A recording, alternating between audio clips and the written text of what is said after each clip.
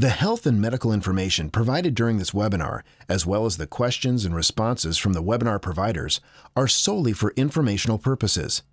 This content is not intended to take the place of advice or treatment from health professionals. Nothing presented in the webinar is intended to be used for medical evaluation, diagnosis, or treatment. It is not intended to substitute for your relationships with your own healthcare and pharmaceutical providers. Always seek the advice of your healthcare provider before beginning any new treatment, or if you have questions regarding a medical condition. Thank you all for joining us. This is something I love to do is educational kind of things for patients so we can get some broad information and get some awareness out there about male sexual health. Too often we don't talk about it because it seems taboo or feel embarrassed to. And so, this is an opportunity for us to talk frankly about what we can do to help you for people with erectile dysfunction and other sexual dysfunction. And for that, the vacuum erection device is a very underutilized but very valuable device for a lot of men. So I'm glad we're getting to focus on that today. Before we start to talk about the device, let's just talk about erections in general. So the erection process, how does a man get an erection? The way I describe it to most patients is that the penis is kind of like a water balloon, except it's not full of water, it's full of blood because that's the natural fluid that our body uses. And it's got two of these balloon-like structures on the inside. They're called carpa cavernosa. And you can see those in that photo on the right side. You see those two big circles that are left to right next to each other. Those are actually big fluid-filled, blood-filled sacs that are going across the entire shaft of the penis and extending into the head of the penis. What happens is when a man gets excited or aroused, the nerves that are surrounding those structures will become active. And what they do is they set off a trigger and a set of events that allows those blood vessels to open up in those structures, and then the blood can come rushing in. As all that blood rush ins, the back end tightens. And so what happens is the arteries are open and the veins are closing. So the intake opens up, the outtake closes off, and it just fills up with blood. And that's how you get a really strong, hard erection. So really the main thing is the nerves and the blood vessels, because that's what's filling up the structure. So, a few things to kind of expand upon that, it's the nerves and the blood vessels, right? So if there's a damage to the nerves or there's damage to the blood vessels, that's what's going to end up causing your erectile dysfunction. I'll tell you right now, the number one cause of erectile dysfunction, vascular disease. Because when those blood vessels aren't opening up so the blood can't come in, that's like having a clog in the pipe. When the water can't rush in, you can't fill up the tub, right? Same thing happens when those blood vessels can't open up, you can't fill up that structure. And the way those blood vessels get clogged up is the same way the blood vessels in the heart have a problem. And I tell all my patients, heart health is penis health is heart health. They're the same thing. So the same sort of stuff you hear about in the news that hurts the blood vessels in the heart are the same sort of things that hurt the blood vessels in the penis. Arterial disease, atherosclerosis, endothelial dysfunction, these are all the things that are keeping the blood vessels from opening.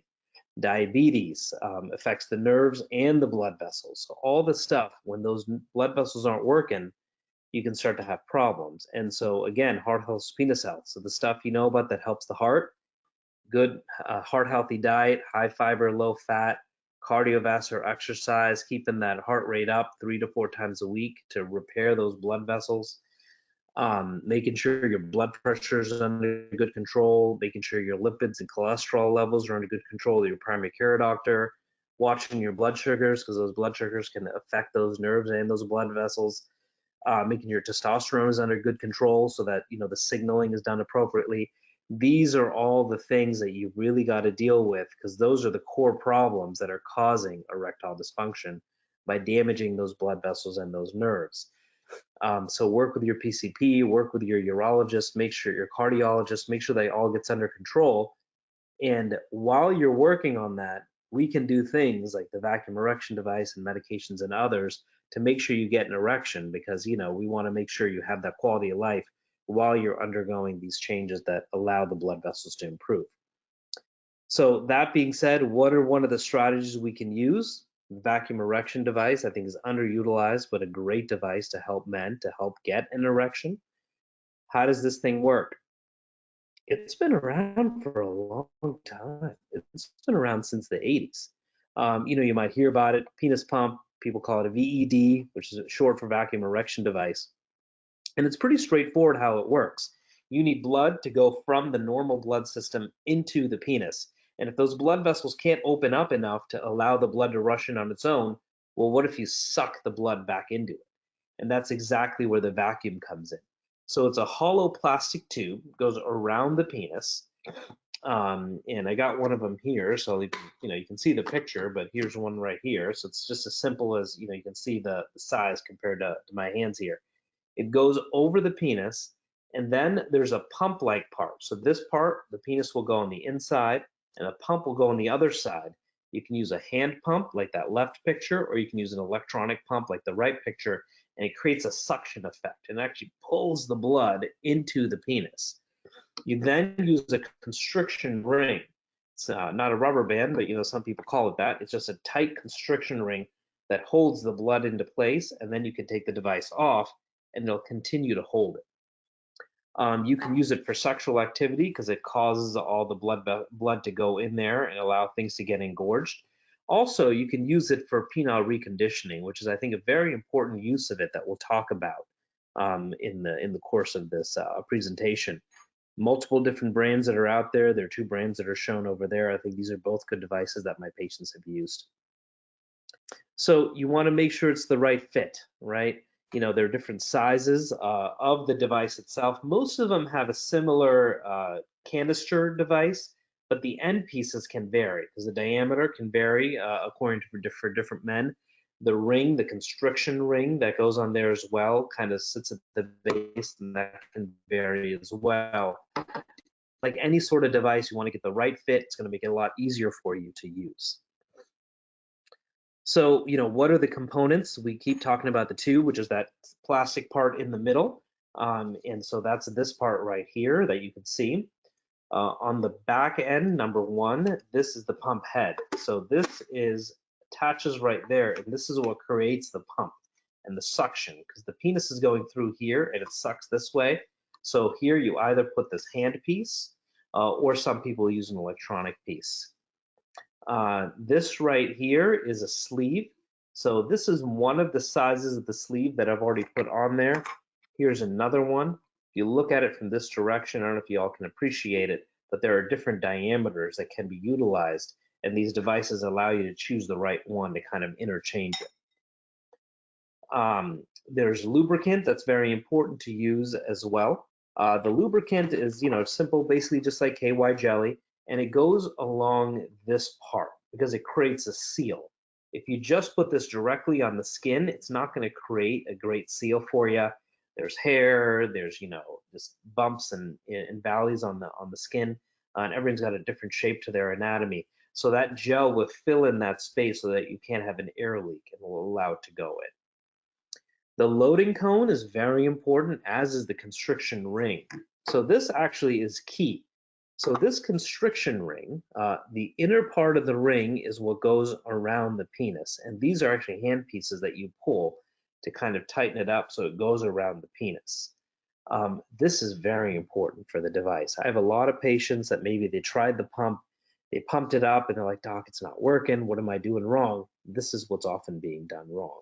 Because once half the problem is just getting the blood to the penis, the second half is keeping the blood in the penis, and this is what does all that work. There are a few different sizes that are available, so you can see here are 2 of the different sizes that can be used. And what you want to do, and we'll go over this a little bit, is you want to have it preloaded on here so that when you're done, you can quickly slip it over on here, this side actually, so that you can quickly slip it over after you've got all the blood into the penis. And the way you preload it is with this. It's called a loading cone. We'll go over this a little bit in our demonstration, but it goes right there so that this can slip on top and be ready for you. There's a sizing guide as well, just so you know which one of them to use, and that's pretty straightforward. So what's the learning curve? I'll tell you, this is probably the main reason why this device is not as popular as it probably should be. And that's because it's a little frustrating to use, right? I mean, people don't talk about it too much. It's not that well known all the time. And there's a bit of a stigma around it sometimes. And any of you seen Austin Powers, funny movie, but they make fun of the vacuum erection device, things like that, just because, it's an easy thing to do. But when you aren't talking about things, you don't get a chance to learn about it. And a lot of urologists and primary care doctors don't know a whole lot about it. It is a great device. You just need to set up appropriate expectations. And I tell all my patients, it's going to take practice. Anything that you do is going to take practice to make sure you get it right. But I'll tell you what, once you practice at it, you work at it, I have a lot of happy patients that are using it. And you got to be willing, like any form of practice, you got to be willing to fail initially. First time you use it may not work. Maybe you got the wrong, constriction ring. Maybe you got the wrong size over here. Maybe you're not using enough lubrication. Maybe the first few times you pump it up, you're a little apprehensive to really pump it up too much because you're worried it could damage the penis. Things like that, so it takes time to get used to things. I will mention, since I brought it up, you can't really damage the penis. If you get if you're an appropriate candidate for the device, and we'll talk about candidacy, and you get a medical grade device, these are designed to not create too much pressure, and they will limit the amount of pressure so it stops before you can do anything like damage the penis or rupture a blood vessel. I mean, that just doesn't happen when it's used properly. You got to be committed to use the device, and very importantly, you got to have your partner knowing about it too. I find the people that have the most success are the ones that kind of work with their partner. They're both on board. They're both involved in the process. If possible, if you have a willing partner, that's a very nice way to get it done, so that they also know how to use it. Can I even help you along with it?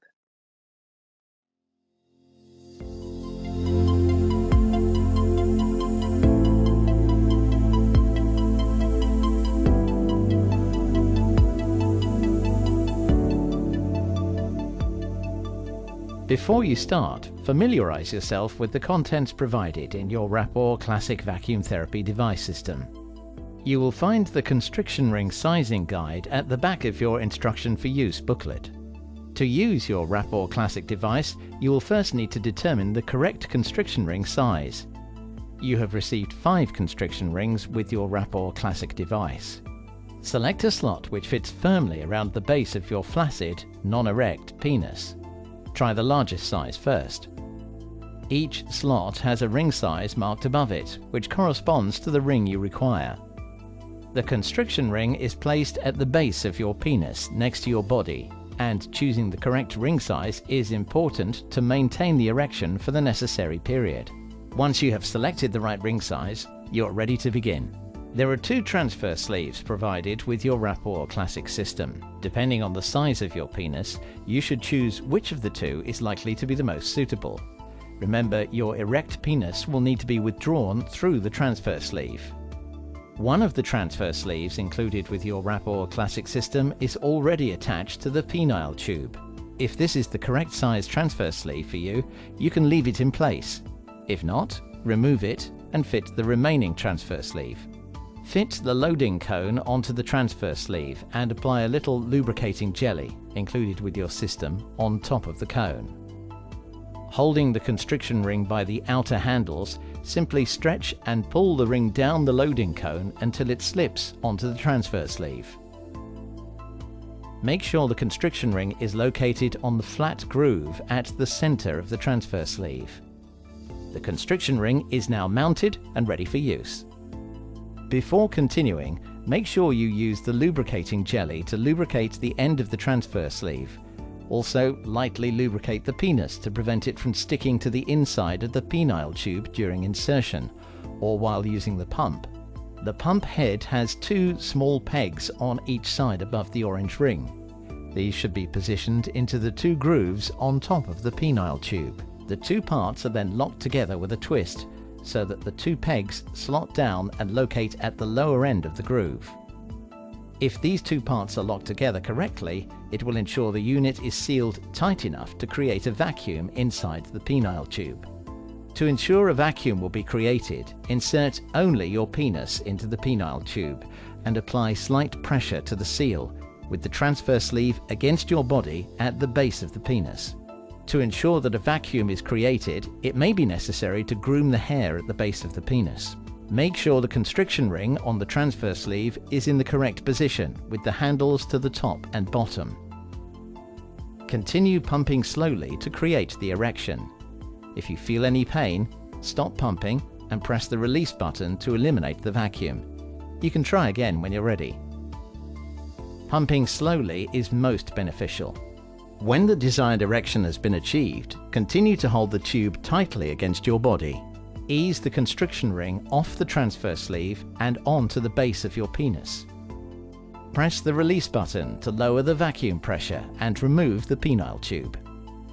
With the constriction ring in place, sexual intercourse can be accomplished. If a condom is to be worn, it should be put on as a last step. Please ensure that the lubricating jelly used with the system is compatible with your condom type. To remove the constriction ring after intercourse, simply grasp the outer handles to stretch the central ring. As the blood is released from the penis, it will decrease in size and the ring may be easily removed. Do not wear the constriction ring for more than 30 minutes at a time, and allow a minimum of 60 minutes between uses. All right. So, that was a nice video to kind of show how the device works. So we'll go through a little bit more about how to use the device. I think it helps looking at it so I can show you exactly how to use it. Video is helpful, but that helps too. Let's talk about penile reconditioning. This is actually a very important use of the vacuum erection device. So what is penile reconditioning? So, when a man starts to lose his erection, it can occur for a few different reasons. Of course, it's occurring, like we talked about before, because of the blood vessels getting diseased and the nerves having a problem. And that can occur due to heart problems, like we talked about, affecting the blood vessels, diabetes affecting the blood vessels or the nerves, maybe other functions affecting the nerves, like, MS, urologic issues, Parkinson's, things like that. Or after prostate cancer surgery, where the nerves are directly damaged during the course of treatment, either with surgery or frankly, even with radiation can cause damage to the nerves over time in addition to the blood vessels. So when there is inactivity and you're not getting erections regularly, what's happening? You're really just not stretching out that compartment as much as you'd like. There's also not as much blood flow into the penis. And when you're not stretching things out and you're not getting as much blood flow into the penis, you start to have scarring. So you start to develop what's called fibrosis. And when you're having that fibrosis, you start to lose length, lose size, and you start to have worsening erections, because that can cause even worsening erections because it's more fibrotic, so it's not quite as able to stretch out. So while this is not the primary cause, it is an issue for a lot of men. So how do you try to maintain it so that compartment is able to continue to stretch?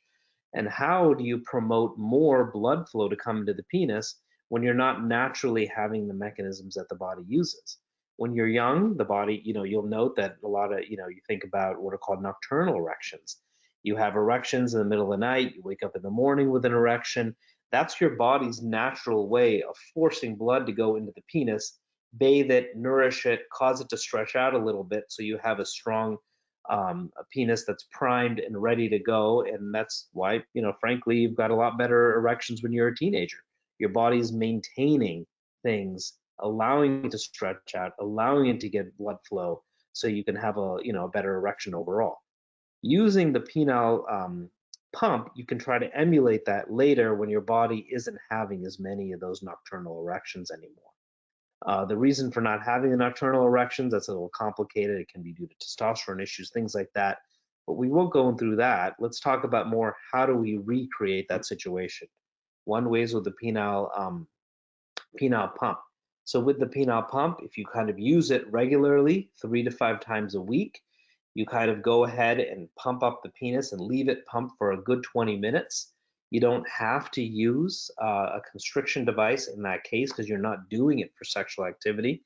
In fact, you don't want to use a constriction device. Why? Because when you use a constriction device for that, it's holding old blood in place, not fresh, nourished blood.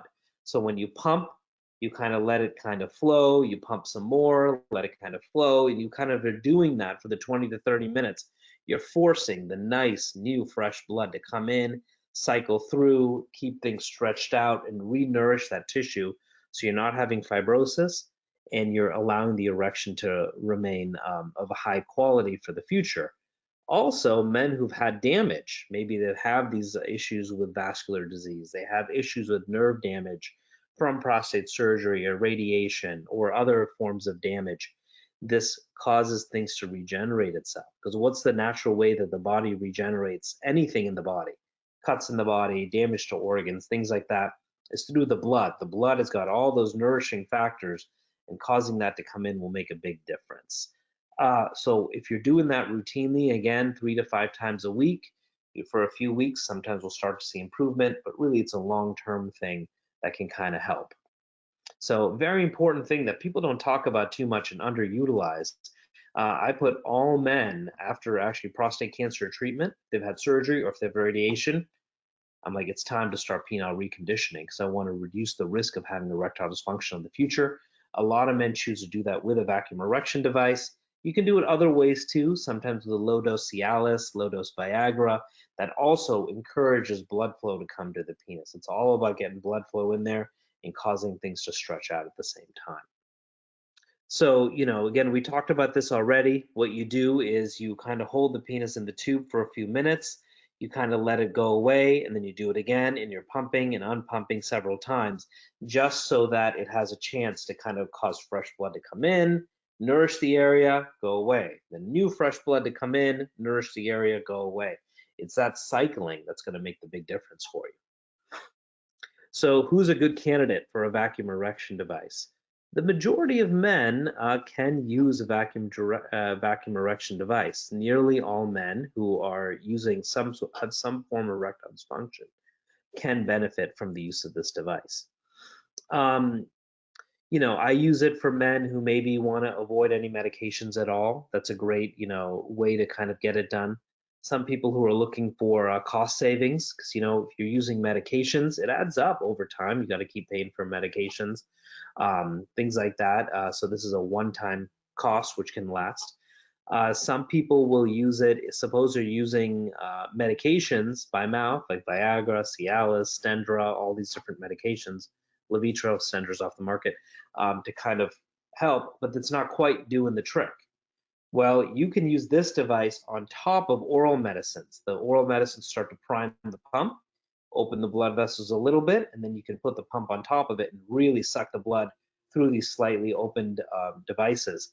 Some of my patients use it in conjunction with a high dose. Some people actually say, hey, listen, I can have some cost savings if I go to a lower dose Cialis and then use this device on top of it. So there are different ways to kind of use that strategy.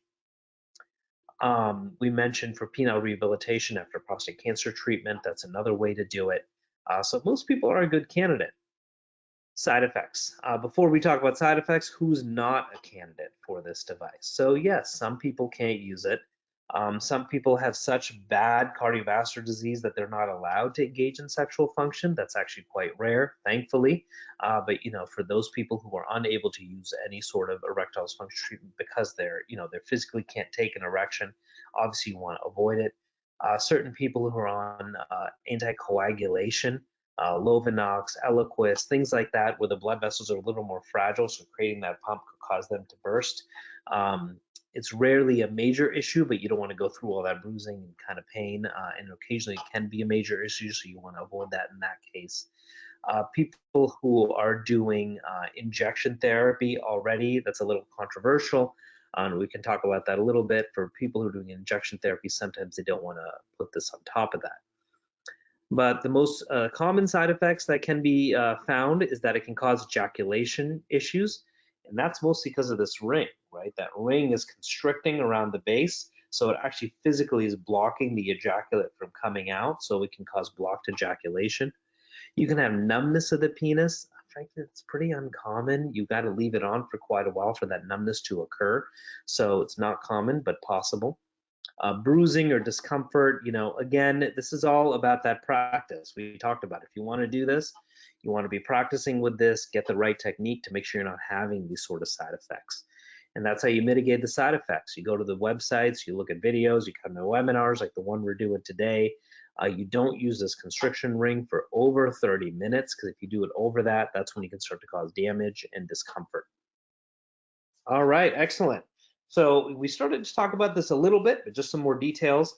This is the canister that goes over the penis, and this is the part that goes against the penis itself. So this is a rubber silicone-based device for most of these products, and there are different sizes. So I started to show that before, but in full screen mode, you can probably see a little bit better. There's different diameters that are available. And you can test this by checking on your own penis ahead of time to see which shape works best. And you literally just pop that on there. So you've got two components. You've got the clear canister, and then this is the part that goes against the penis that's sized to be the correct size. When you're using this device, first thing you do is put that on there. Got two components together. The next step is to get the constriction ring on there. Constriction ring, there's that sizing device that had been described. It's got a bunch of little grooves on it, and you put that little groove on the penis, very straightforward, and that'll tell you which size of constriction ring that you want.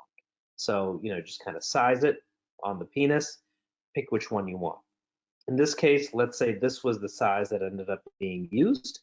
So you go ahead and take this. Let's say we've selected this. You've got your two components, which is the canister and the part that you've already put on. Once you put this part on, you already know what to use, so it's going to be easy for the future. You've got to get this ring on top of this groove, the groove of this part that goes against the penis. You can stretch it out, but that's a little bit tough. Easier is you just take this little cone, put the cone right on top. You stretch this out. It's actually pretty easy to stretch. Doesn't require as much strength as one might think. You just kind of put it right on top. That's it. I barely even use the cone, but the cone can be used to kind of help you out to get that out to the right place. So once that's on the right place, you can kind of see it's in the groove. Take this cone right off. So you're all ready to go. You've got the constriction band against the area of the penis, because what you're going to do is when you're done, you're literally going to pop this off and put it directly on the penis at the base of the penis to hold the blood in place. So that's all set up for you. You can preset all this stuff well ahead of time, of course, before sexual activity, so you're all set to go, and it makes things a lot faster for you. So the next step is you go ahead and put the pump component on. This gets on really easy. Just snaps right into place, so you're set to go. And at this point, you're basically ready to go. So most men, I would recommend, have all of this done before anticipated sexual activity, so you're all set to go. When it comes time for sexual activity, you're going to need lube, and you're going to need the device. So you take the lube. The lube can go right across this rim, right here, before the rubber constriction band comes off. So right about here. On the inside, I also recommend people to put a little bit on the inside, and frankly, even a little bit around the base of the penis can actually make things a lot easier to manipulate it. Once you've got the lube on there, again, make sure this is usually a water-soluble gel. If you're going to use a condom, make sure you have a condom that's compatible with this kind of gel. And then you just put this right on the penis that has some gel on it. So it goes right on the penis like that. And once you've got the penis in there, this part is going to be against your abdomen, right? You're very hairy. You might want to trim things down a little bit over there so that you can get a better seal. You should, of course, practice this before anticipated sexual activity at least a few times, so it's not so awkward when you do it. With practice, it gets real easy. So you go ahead and put the penis on the inside. This part is going against the base of the body, against the base of the penis. You get a nice seal, and then you're just pumping. And that pump is going to create a really nice vacuum seal and start to pull the penis straight into the device while you're pumping. Once it's really tight in there, you literally just go ahead, and it's going to actually be stuck on there because it's suction. It's actually going to just be stuck on the penis at this point. You go ahead, I'll give you a view from this end. You grab this end and this end and pop it right off. And this band will go ahead and go from its large size and pop right down to the small size and go around the base of the penis. So this band is right around the base, and that'll hold all the blood in place that you just work to pump in. So pretty straightforward. When you're done, all you're going to do is have this band-like device at the base of the penis, and it's going to be sitting there, right there for you. You can go and have sexual intercourse, or, and then when you're done, you literally just pull this, take it right off. And because there's lubrication by the base of the penis, it actually gets pretty easy to roll this right off. Some men, when they're done, they need a little extra lube, just kind of put it around the base of the penis, and it should come right off for you. Remember, you want to leave this for no more than 30 minutes. The penis should stay firm the whole time while you have this device on. Some people will find that it starts to kind of go away over time. That could be because there's some leakage at the area of where this band goes. You want to make sure you have a nicely fitting device so it kind of stays in there nicely and prevents that leakage of the blood going back into the body. No more than 30 minutes. You do it too long, that means the blood is caught in there too long. Obviously, you don't fall asleep with it or anything like that. That could end up causing you some problems, and we don't want you to run into that, obviously. If you leave it in too long, you're not getting fresh blood into the penis anymore. And that's like having a stroke of the penis, so let's avoid that. All right. All righty. Thank you very much for that awesome demonstration. We're going to go ahead and move on to some Q&A. So first one here, this person says, I'm having trouble moving the O-ring from the device to penis after erection is achieved. Is there a good method for this? Yeah, absolutely. When you're having trouble, it's often because it's getting caught in this little groove that's over there, or that the whole device is kind of weighing you down, so when you let go of you need two hands to pull it up, right?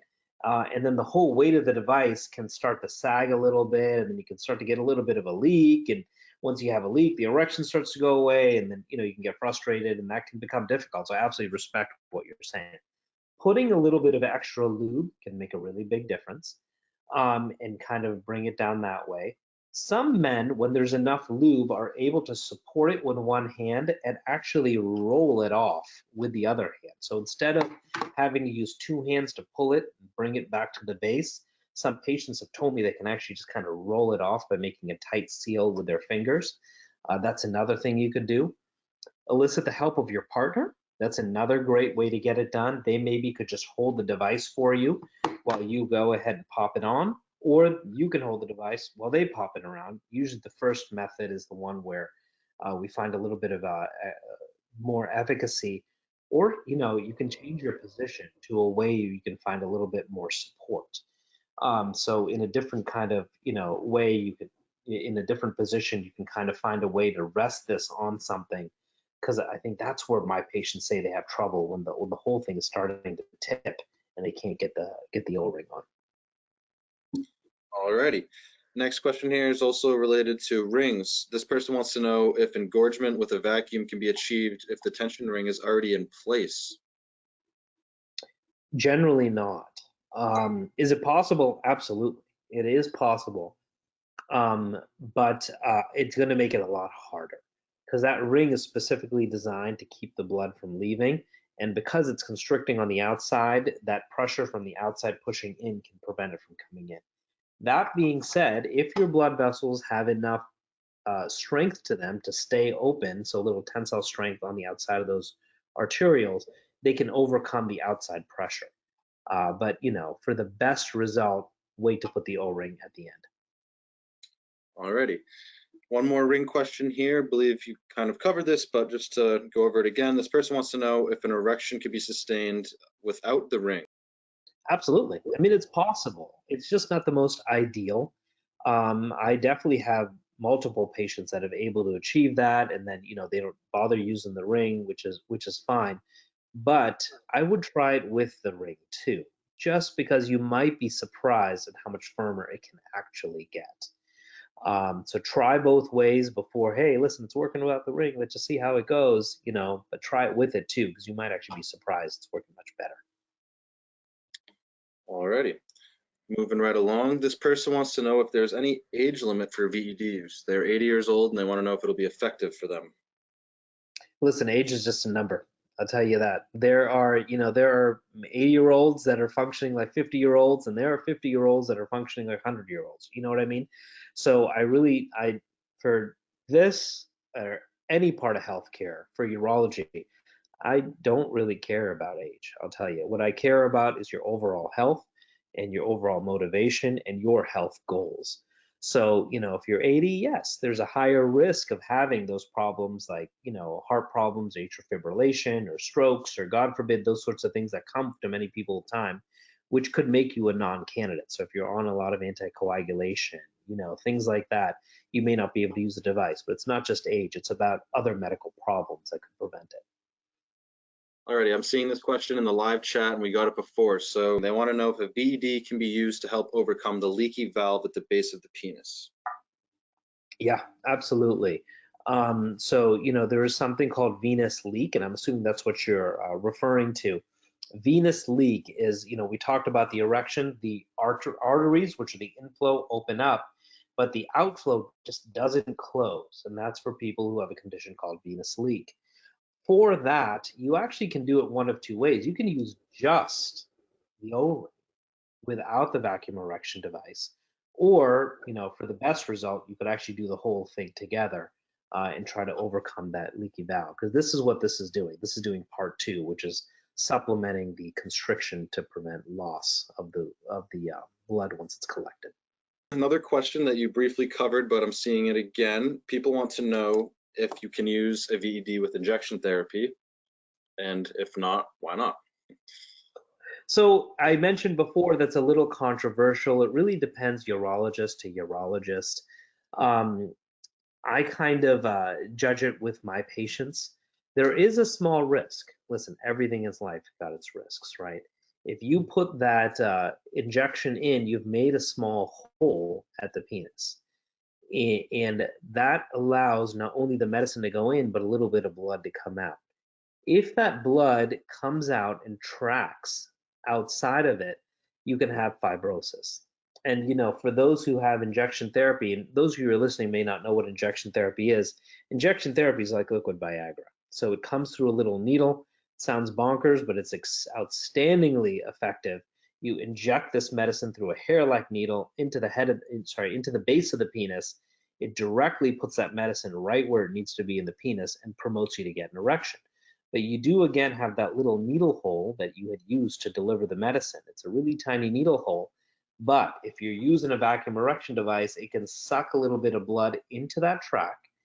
In that tract, you can get fibrotic reaction as a result of that blood, and then you can develop scarring or Peyronie's disease or things like that that can actually cause a little bit of long-term damage to the penis. That's why some people say absolutely no. That being said, everything is risk-benefit, right? If nothing else is working for you for erections, and you found that this strategy of using injection with the vacuum erection device is effective for you, maybe there are ways that you can mitigate or reduce that risk. You do the injection, you hold a little bit of pressure, make sure that it kind of clots off a little bit, and then use the device. Maybe you find that the needle you use is a really, really, really tiny needle, and so it's able to clot off a little bit quicker. Those are things that you can explore with your urologist to see if they can come up with a creative way to combine them. But I think it's important, more important than just saying yes you can or no you can't, is to know what's going through that urologist's mind as to why they said no in the first place. Certainly. Alrighty, moving right along. Our next question here, this person says they've had success in increasing the girth of their penis, but not any success with increasing length. Can a VED be used to increase length? Often not. So the problem with loss of length in the penis is it's often the result of what's called fibrosis, which means the development of scar tissue. So that can occur for multiple different reasons. For many men, it's because they haven't been able to get an erection for a long period of time. So they're developing scar tissue, which literally starts to scar the inside. And once it's scarred, the penis just can't stretch anymore.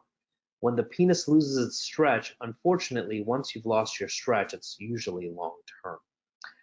You can do a little bit of penile rehabilitation if the loss of length has been relatively recent. That penile rehabilitation we talked about, using the vacuum erection device regularly, causes new blood to come in, nourishment, and that can manage some of the scar tissue. And maybe you could gain a little bit of length, but that's not really what the device is intended to do. So I wouldn't say that's what it's for. I wouldn't have that sort of expectation.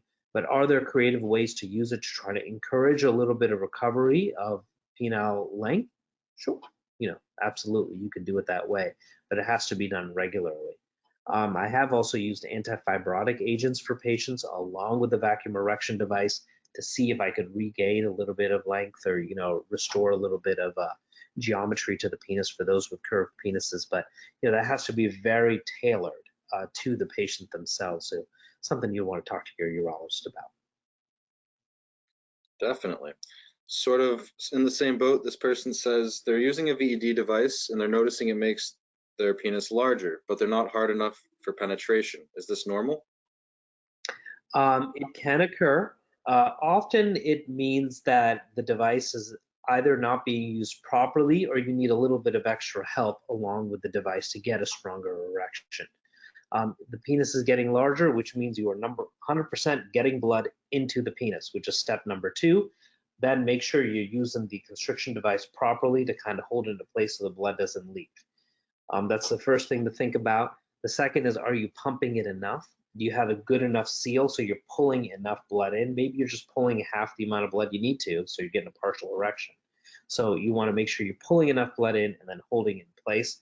You also, if it's safe for you to use, may want to add a high dose or low dose Viagra or Cialis, which will prime those blood vessels even more so you can use the pump more effectively, get blood in there, get not only a larger penis, but a stronger penis in terms of strength of erection, and more rigid, and then put the device on top. So, basically what you're saying means you're doing the right steps to start, but there may be ways to tweak it to make it more effective. Alrighty. Next question here. Person says, the ring is uncomfortable for my wife during intercourse. What can we do about this? That's a little bit tough, right? Because the ring is a very important component to the device. Most often it's not great, it's not as great of a result unless you use the ring. So, there are a couple ways to kind of try to mitigate that. One is to use, adequate lubrication for your partner, and that'll create almost like a barrier sort of protection. So when the ring is kind of hitting, it's not causing an issue.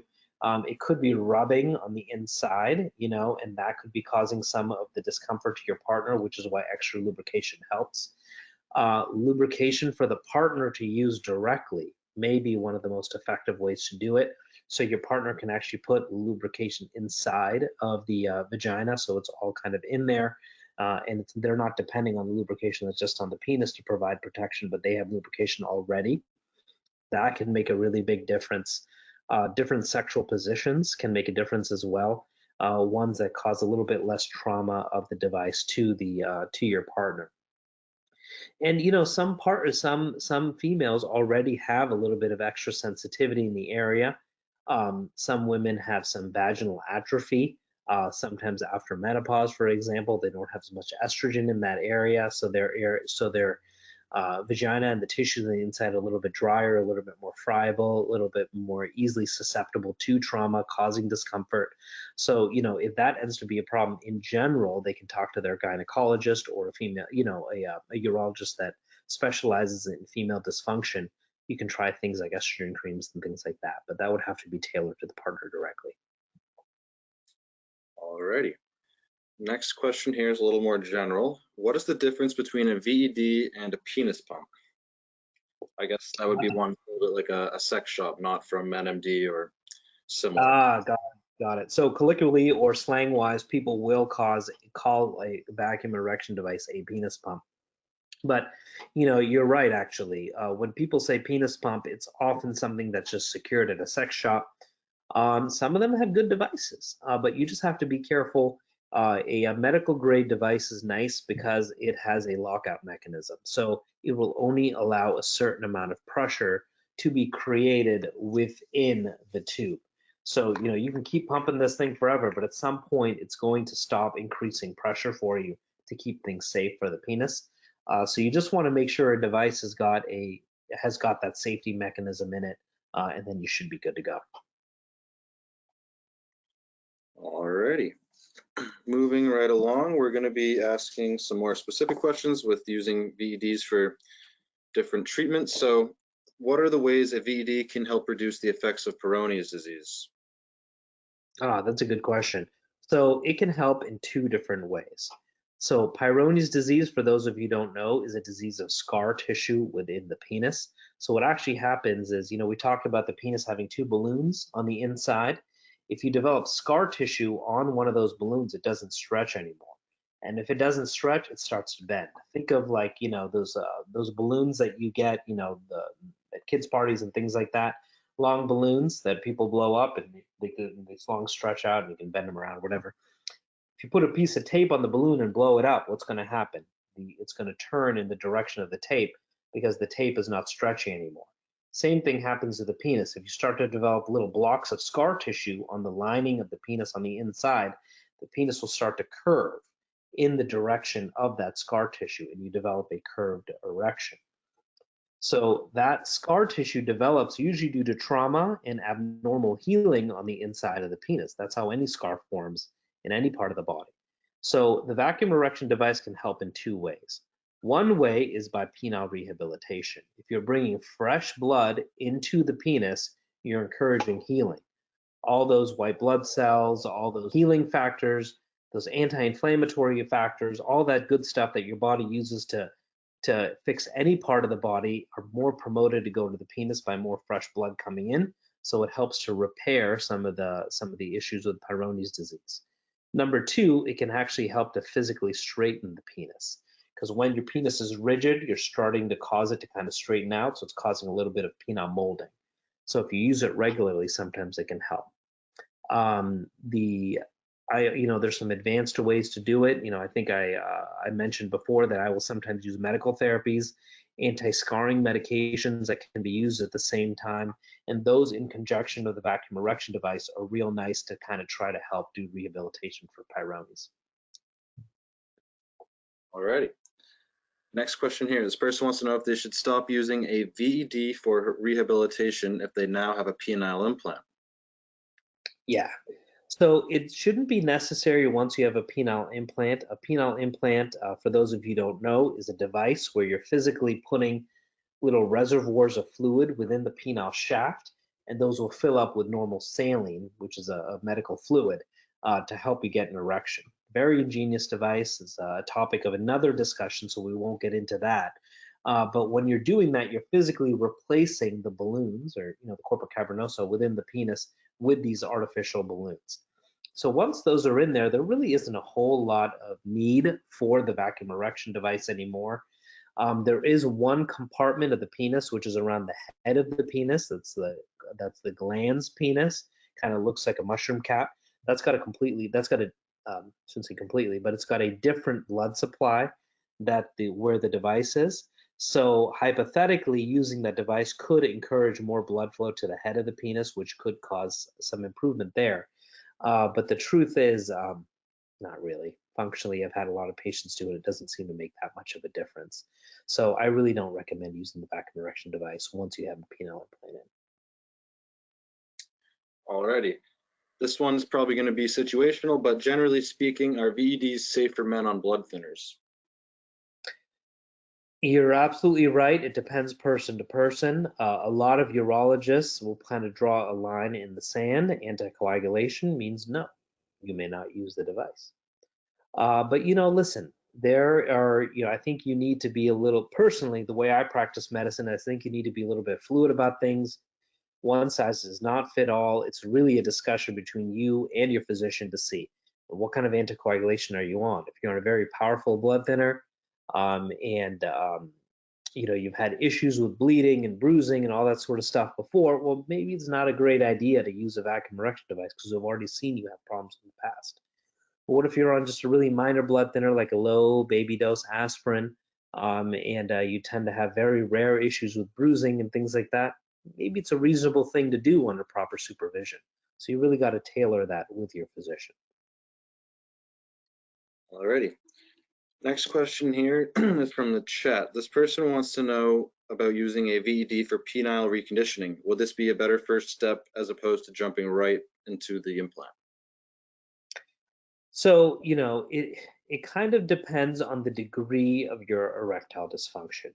If the degree of your erectile dysfunction is relatively mild, so, you're using Cialis or Viagra, then penile rehabilitation may be of a lot of benefit to you. If the time onset of your erectile dysfunction is relatively soon, relatively quick, so did you just have surgery and now you're developing erectile dysfunction? Well, there hasn't been a lot of time for scar tissue to set yet, so there's opportunity to allow for healing. Well, a vacuum erection device is a great idea as well. But in other circumstances, it may not be. So has your erectile dysfunction been really long-standing and is not responding to anything else? You've tried, you've had erectile dysfunction for years, you've tried the oral medicines, you've tried injection therapies, nothing is working. Well, maybe it's not going to be so great. It might be a fool's errand to go and try to use the vacuum erection device. You may have to go right to the implant. Did your surgery occur years ago, and you've passed the window of penile rehabilitation? The penile rehabilitation is best the first 1 to 2 years after surgery, for example. You've well past that, you've tried other things that aren't working, again, it may not be worth your time. So, it's really important to kind of talk, again, I'm saying this to talk to your urologist, but it really does help to talk to them and pull from their experience and say, hey, listen, doc, is this really going to work? Have you seen it work or not?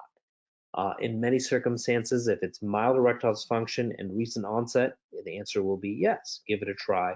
But if it's very severe erectile dysfunction or it's been a very long time course, it may not. Alrighty. Next question here is from the chat. This person says, after full engorgement and installing the ring, there is a bulge, like a sac of blood at the base of the penis. Doesn't hurt, but is this a problem? It depends on the nature of the bulge. Is it symmetric? Is it just on one side? Is it on both sides? Is it all the way around?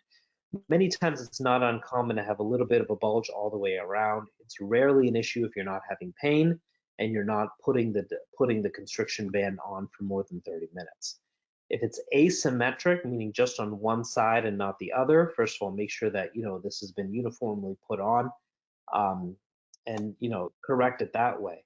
But on rare occasion, if you see an indentation, for example, that could be the development of Peyronie's disease due to trauma of the penis, maybe because you're putting on too tight of a ring or you're not putting it on correctly. So that would be reasons to tell your urologist, hey, take a look, do an exam, make sure I'm not developing scar tissue, because that is something that should be investigated. Alrighty. Next question here. I saw this one come up and I thought it was interesting. They want to compare a VED to a device called the Viberect Penile Stimulator. Have you heard of that, and what is the difference? So the Viberect, I have to be very honest, I don't have a lot of experience with that. A few patients have brought it up to me, and my understanding is it's a device that actually stimulates the penis to help you get an erection. It's not creating a suction, at least the ones that my patients have described to me, but it's actually just stimulating the penis. So that is good for men who have trouble with arousal. So they're just not, maybe they're just not as excited, so they're having trouble getting an erection. That is also good for men where the primary issue might be nerve related. So multiple sclerosis, Parkinson's, certain forms of diabetes that affected the nerves, things like that, where the nerves are affected. That is also good for men with what is called psychogenic erectile dysfunction. So when there's kind of a bit of a mental block or a imbalance of hormones that is preventing appropriate stimulation from causing release of the right hormones to create an erectile dysfunction, all of those, that vibration device or any sort of stimulating device may be good for you. However, if the problem is mostly blood vessel related, which frankly is the vast majority of erectile dysfunction, it probably won't make as much of a difference. So, hopefully that kind of helps to decide when it's appropriate to try that or not. Alrighty, looks like we're almost at the end of the show here. So one more question. Can you tell us what VED brands you may recommend? So, I try to remain neutral, of course. I'll tell you, A lot of the devices are very good. This device that we talked about today, this report's a good one. There's a Soma brand. There's another one on MD that you had brought up earlier. That's a great brand. Listen, at the end of the day, what matters is that it's got a lockout mechanism. So you want something that does not allow you to get so much pressure in there that it can cause damage to the penis. And both of the ones that are on the MenMD website are awesome. My patients actually go mostly to that website, and so they do a great job with those. Another thing you may want to consider when you're considering brand is, do you want a hand piece or do you want an electric piece? And certain brands have the electric piece, some don't. So that might also consider your brand consideration. At the end of the day, though, the beauty about this is the simplicity of the device. And so, most of the brands are relatively similar. Alrighty, thank you very much for that. We obviously do sell them on the MenMD website, so if you'd like to go check out a VED, you can head over there and take advantage of the free shipping. If you'd like to learn more about VEDs, you have a few options. There are more resources in the Resource Center on menmd.com. You can visit this page to view instructional videos, guides, expert articles, and more. If you have a question and would like to speak to someone in person, you can also call MenMD at 857-233-5837 or log into the password-protected secure MenMD portal to schedule an appointment with a personal health assistant. If you're interested in purchasing a VED or learning more about how much they cost, you can do so by visiting the shop page on menmd.com or by calling our office at 857-233-5837. We will see you at the next one. You got it.